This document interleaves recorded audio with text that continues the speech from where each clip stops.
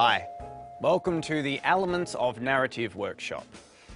Over the past few years, people have often asked me, what is a narrative? What parts make up a narrative? How do we, the audience, understand the relationship between these parts and the whole?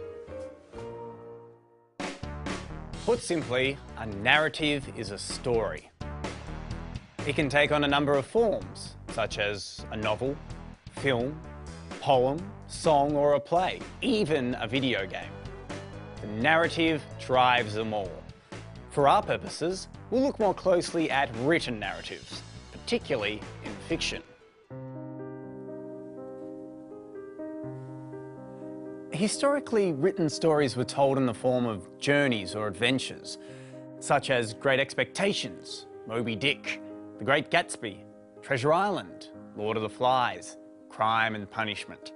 Each story includes a quest to find the truth, either physically or spiritually. The book's genres are different, from adventure to tragedy, romance to thriller.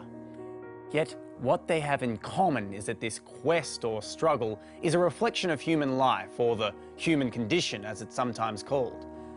But more importantly, each story has the essential parts of a narrative that make up the whole. Without these, a reader wouldn't recognise them as stories.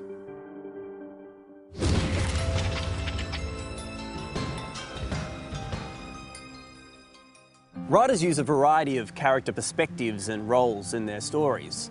But how do we recognise these when we're reading?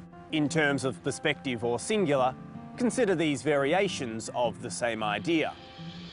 Third-person omniscient, where the narrator knows the thoughts of every character.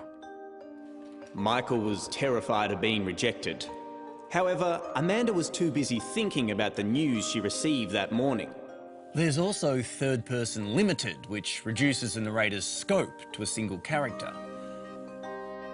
Michael was terrified of being rejected.